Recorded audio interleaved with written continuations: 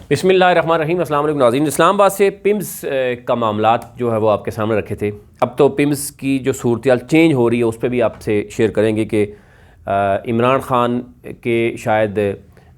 بتایا جا رہا ہے کہ کلوز کوئی دوست ہیں اور ان کو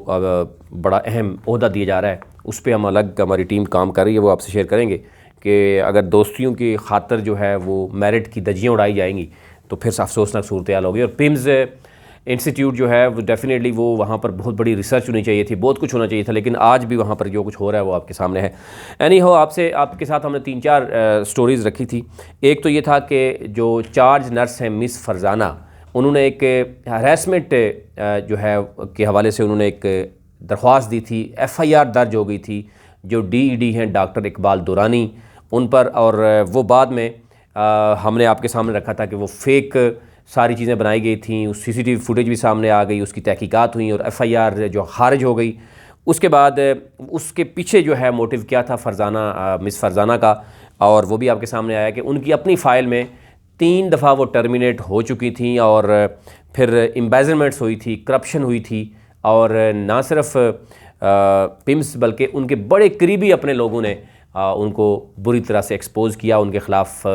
درخواستیں دی۔ اس کے بعد ایک انکوائری ٹیم بیٹھی،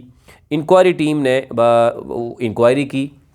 میں نے کل بھی آپ سے شیئر کیا تھا کہ وہ انکوائری جو ہے وہ پرنسپل جو ہیں college of nursing authorised officer ہیں فرزانہ اسلام، انہوں نے جو ہے وہ ایک کمیٹی بنائی دوبارہ سے۔ اس کمیٹی میں جو ہے مس سدرا سلیری ہیں اور وارث علی رضا ہیں، ان دونوں نے دوبارہ سے تحقیقات کی۔ ان کے اوپر 8 چارجز تھے مس فرزانہ پر، جو مختلف طرح کے کرپشن کی چارجز بھی تھے، اور وہ 8 میں سے 7 چارجز جو ہیں وہ ثابت ہوئے، ان کو شو کاز نوٹس دیا گیا۔ انہوں نے میڈیکل آگے سے ایک بھیج دیا۔ پہلے تو وہ کہا کہ بیمار ہوں، پھر انہوں نے 5 دسمبر کو ایک میڈیکل دیا جس میں انہوں نے ایک رپورٹ بھیج دی کہ ان کو کورونا پازیٹیو ہوا ہے۔ تو 5 تاریخ کو آئی ہے اور اس میں بھی شک گزرا کچھ ہمارے ذرائع کو۔ انہوں نے ایک میڈیکل ٹیم بنائی ہے، اور وہ ٹیم جو ہے جو لوگ گئے ہیں اس ٹیم میں 5 دسمبر کی جب شوکاز ان کو بار بار مل رہا تھا، وہ بجائے آنے کے یا جواب دینے کے انہوں نے آگے سے یہ بہانہ بنا دیا کہ جناب مجھے تو کورونا ہو گیا۔ اب اس کورونا کے حوالے سے ایک میڈیکل ٹیم بنائی گئی، میڈیکل بورڈ بنایا گیا جس میں ڈاکٹر محمد اقبال شاہ ہیں، اسسٹنٹ پروفیسر ہیں جنرل میڈیسن پمز کے، ڈاکٹر سعدیہ نثار ہے میڈیکل آفیسر پمز ہیں، ڈاکٹر مس عصمت امین ہیں چارج نرس ہیں پمز کی، اور یہ تینوں لوگ جو ہیں یہ میڈیکل بورڈ بنا۔ میڈیکل بورڈ نے ان کا دوبارہ سے ٹیسٹ لیا جو کہ 9 دسمبر کو لیا گیا، اور اس کی 10 دسمبر کو یعنی پرسوں ٹیسٹ لیا گیا، کل اس کی رپورٹ آگے نیگیٹو آ گئی۔ یعنی 5 تاریخ کو وہ بتا رہی ہیں کہ ان کا کورونا پازیٹیو ہے، اور 10 تاریخ کو ان کی رپورٹ جو ہے وہ نیگیٹو آئی، اور میڈیکل بورڈ نے اب یہ بھی بتا دیا کہ جناب یہ ایک بڑا مزید فراڈ کیا گیا اور اس طریقے سے جھوٹ بولا گیا، اور بچنے سے ظاہر ہے سامنا کرنے سے، کیونکہ رپورٹ آ گئی ہے ان کے خلاف، انکوائری رپورٹ ہو گئی ہے، چارج ان کے جتنے چارجز تھے ان کے اوپر وہ ثابت ہو گئے ہیں، اور اس کا جواب دینے کے بجائے انہوں نے کورونا کا بہانہ کیا۔ اب وہ بہانہ بھی پھوٹ گیا ہے۔ اب وہ ذرائع بتا رہے ہیں کہ ظاہر ہے اب وہ کس کے پیچھے چھپیں گی۔ اب میڈیکل بورڈ نے بھی اپنی رپورٹ جو ہے وہ دے دی ہے، اور اب جو ہے وہ کل تک فیصلہ بھی آ جائے گا، اور اس طریقے سے ایک ہراسمنٹ سے پہلے سے جو باہر سے کچھ ٹیسٹ بھی ہوتے رہے ہیں، مس فرزانہ نے کچھ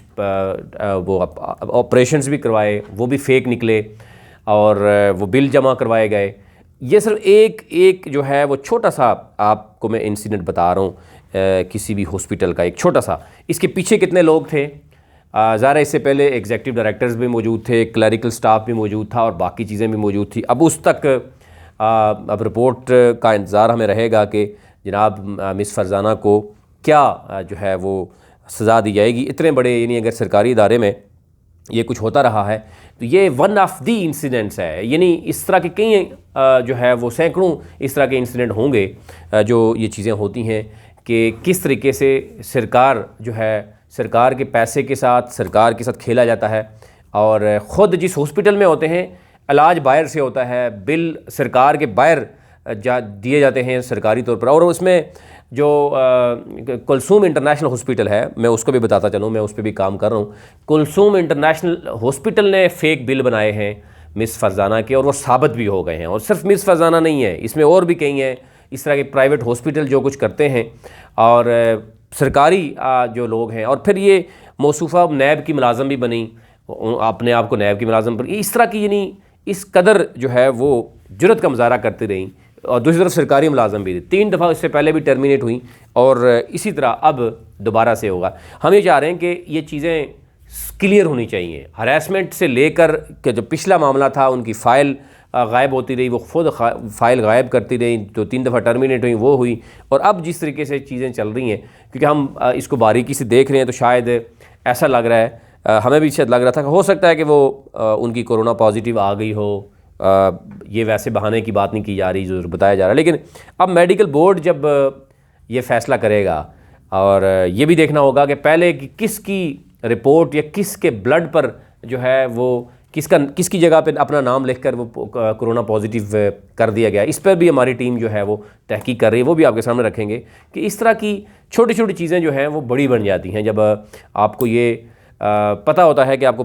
پوچھنے والا کوئی نہیں ہے، اور خاتون ہونے کی وجہ سے اگر آپ اس طرح کے فائدے اٹھاتے رہے ہیں اس سے پہلے، اور پہلی بار آپ ہر طرف سے جو ہے وہ پکڑے جا رہے ہیں، تو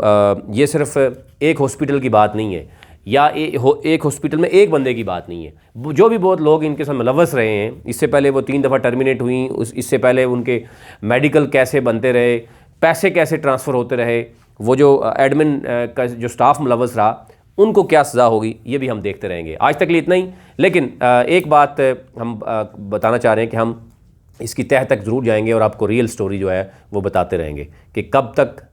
جو ہے وہ انصاف ملے گا، اور سرکار کے ساتھ جو فراڈ ہوتے ہیں اس کا انجام کیا ہوتا ہے.